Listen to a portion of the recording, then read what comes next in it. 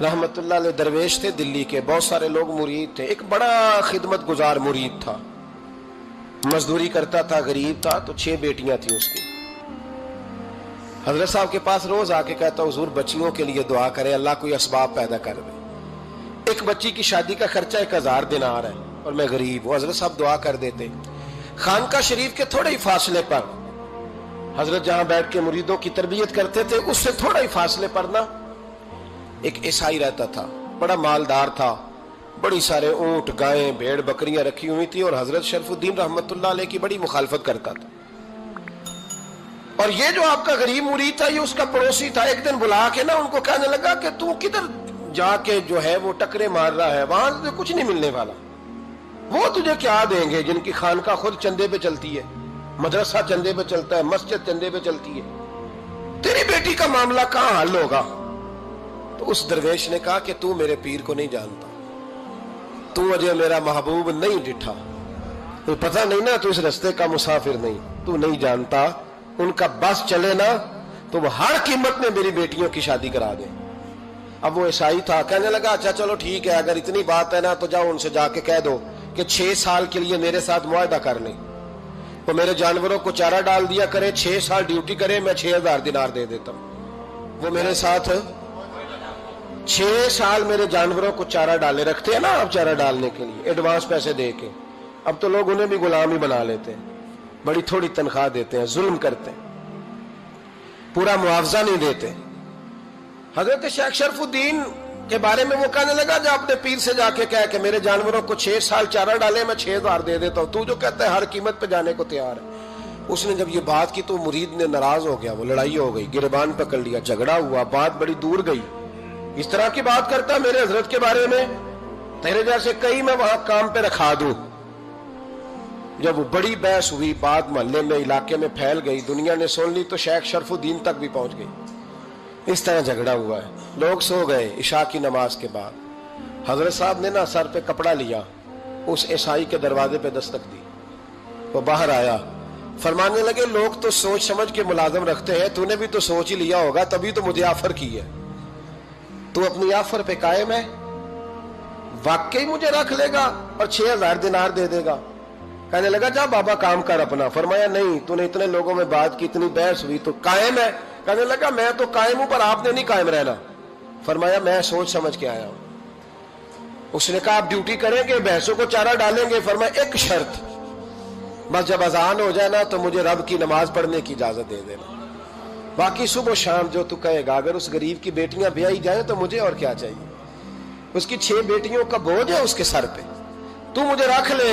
अल्लाह अकबर। वो कहने लगा चले पे मेरे साथ खते बंदगी कर ले। आजकल हम स्टाम करते हैं, उस जमाने में खते बंदगी होता था, गुलामी का खत, काजी शहर के पास, यानी उसका ख्याल था कि चलो स्टाम की बात करूंगा तो भाग जाएंगे। फरमाया चल मैं तैयार हूं। काजी तक गए, तय हो गया, 6000 दिनार दे दिए। हजरत ने मुरीद को बुलाया, फरमाया पुत्र ये ले जा, जा मेरी बेटियों को रवाना कर दे। कहने लगा हुजूर ये क्या कर रहे हो आप, कुछ सोचें। फरमाया यार जब तुझे बेटा बना लिया तो फिर मेरी पोतियां तो लगती हैं ना, मेरा हक तो बनता है ना, जा जाके ड्यूटी कर, उनको ब्याह दे। बात फैल गई। बादशाह भी अकीदतमंद था, वो 12000 दिनार लेके पहुंचा। क्या बताऊं इन रब के बंदों का दिल कैसा होता है, क्या दर्द होता है, क्या रंग। 12000 दिनार लेके बादशाह आया और आके हजरत को पेश किए का हुजूर आप दें इस ईसाई को, डबल दें और जाए काम करें। आप फरमाने लगे तू पैसे दे, शर्तें ना लगा, मेरा जहां दिल करेगा मैं खर्च करूंगा। मुझे तो मजा ही अब आने लगा है, अभी तो लुत्फ आ रहा है, अभी तो जायका आया है कुछ करने का। पैसे देने हैं तो दे, पाबंदी ना लगा, जहां मेरा दिल करेगा मैं। उसने कहा हुजूर ठीक है रख ले। हजरत ने फजर मस्जिद में पढ़ी, जेब में 12000 दिनार थे, ऐलान फरमाया भी किसी और की बेटी भी बैठी है तो पैसे मेरे पास है।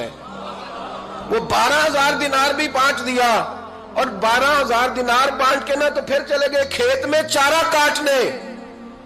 उस ईसाई को किसी ने बतलाया कि उनके पास तो 12000 आया है, पर तुझसे जान नहीं छुड़ाई उन्होंने। वादा ये हुआ था कि 6 देंगे तो जाएंगे, जब तक देंगे नहीं तेरे घर में काम करेंगे। वो ना चारा काट रहे थे, हजरत साहब तो वहां पहुंच गया, दूर जाके खड़ा हो गया, कहने लगा बाबा پہلے تو میں نے مسلمانوں کے اخلاق سنے تھے، اب تو میں نے دیکھ بھی لیے، پر یہ بتا جب 12,000 آیا تھا جان کیوں نہیں چھڑائی؟ تو حضرت چارہ کاٹتے کاٹتے رو پڑے، فرمانے لگے تو نہیں نہ جانتا یہ بیٹیاں سانجی ہوتی ہیں، پتہ نہیں نا؟ میرے رسول پاک نے تو حاتم تائی کی بیٹی کے سر پہ کپڑا رکھ کے کہا تھا بیٹیاں برابر ہوتی ہیں، تو یہ نہیں پتا جب اس کی 6 بیٹیوں کی شادی ہوئی ہے میرے اندر روحانیت کتنی بڑی ہے۔ فرمایا پھر 12,000 آیا ہے تو 2-4 بچیاں پھر گئی ہیں، تو یہ نہیں پتا میں اندر سے راضی کتنا ہوں، میں تیری نوکری کرتا رہوں گا، پتہ نہیں اللہ کتنی بیٹیوں کو بیاہ دے گا۔ اتنا رویا وہ عیسائی کے پیروں میں بیٹھ گیا، کہنے لگا بابا میں نے تیری مخالفت کی ہے پر تیرے قریب آ کے پتہ چلا ہے کہ تو بہت اونچے اخلاق کا مالک ہے، اور اگر تیرا یہ مقام ہے تو تجھے اخلاق سکھانے والے محمد عربی کی شان کتنی ہوگی۔ ظالم کی بولیے جاتے نہیں لوگ جھوٹے گواہ بن کے، وکیل صاحب کو نہیں پتا ہوتا کہ یہ بندہ مجرم ہے جو میرے پاس آیا، کیا مجرموں کے وکیل نہیں ہوتے؟ بولے تو اس کو پتہ نہیں ہوتا وکیل صاحب کو کہ یہ صاحب مجرم ہے، میرے پاس مقدمہ لے کے آئے، اور اگر بے ادبی نہ ہو جائے تو میرا خیال ہے قاضی عدالت کو بھی پتا ہوتا ہے کہ مجرم کون ہے اور مظلوم۔ میرے نبی پاک صلی اللہ علیہ وسلم نے اس قدر زیادہ سختی فرمائی اس مسئلے میں، فرمایا جس کو پتا تھا کہ فلاں آدمی ظالم ہے، ظلم کر رہا، پھر وہ ظالم کا گواہ بنا یا اس نے ظالم کی مدد کی، کتنی کی؟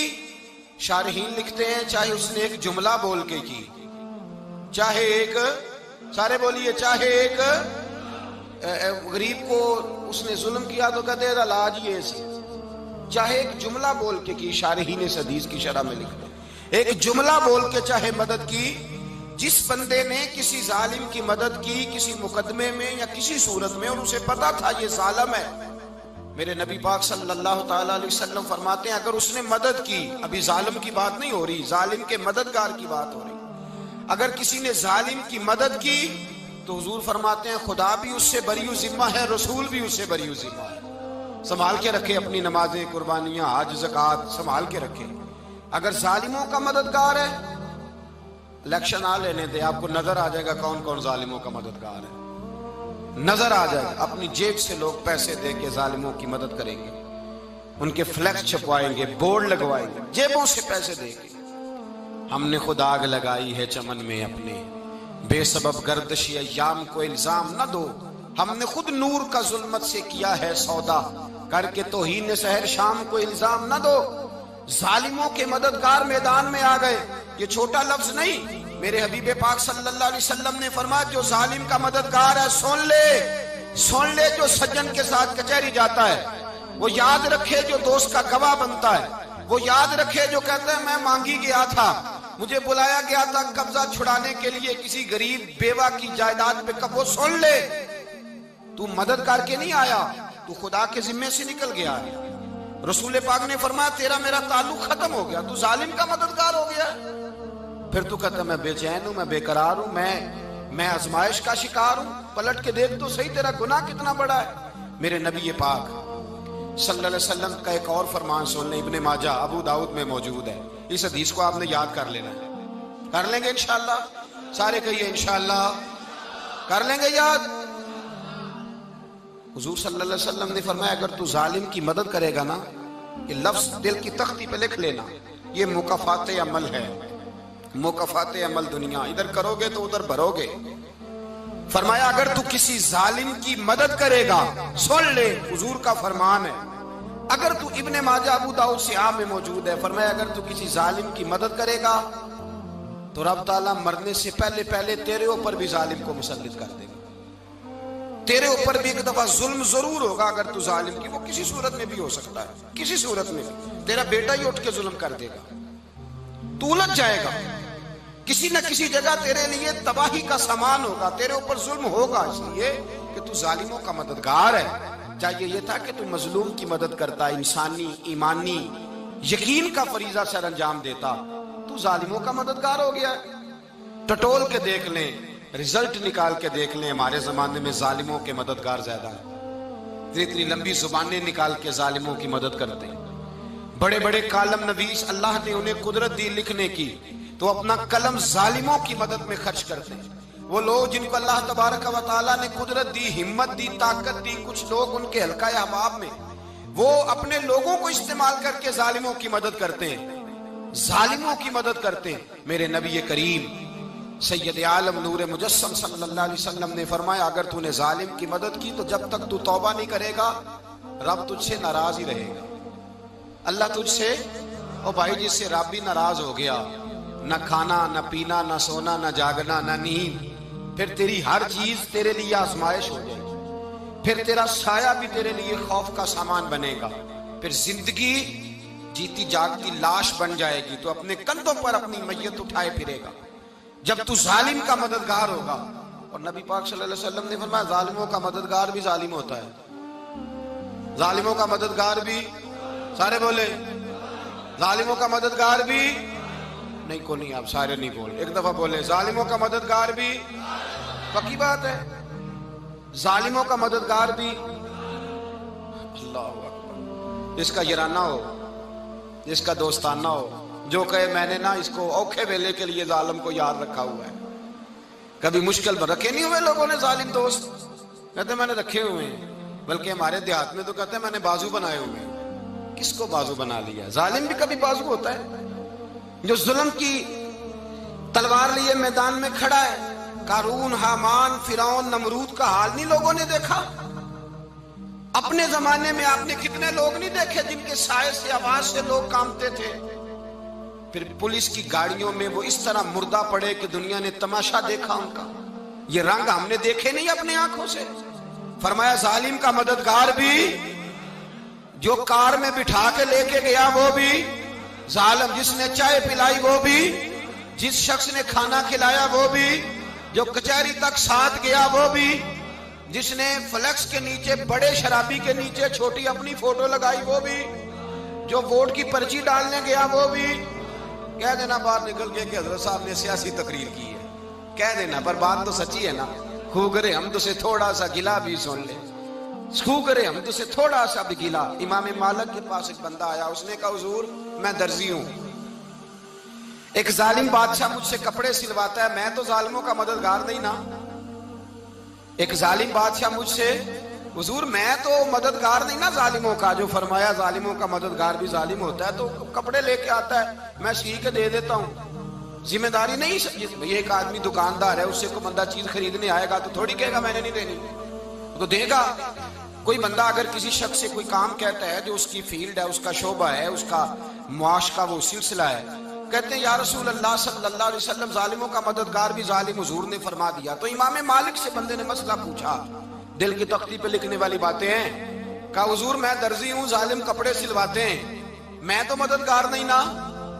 امام صاحب کہنے لگے نہیں، مددگار تو وہ ہوگا جو تجھے سوئی دھاگا فراہم کرے گا، تو تو پورے کپڑے سی کے دیتا ہے، تو تو خود بہت بڑا ظالم ہے، تو پورے سوٹ سی کے دیتا ہے، تو تو بہت بڑا ظالم خود ہے۔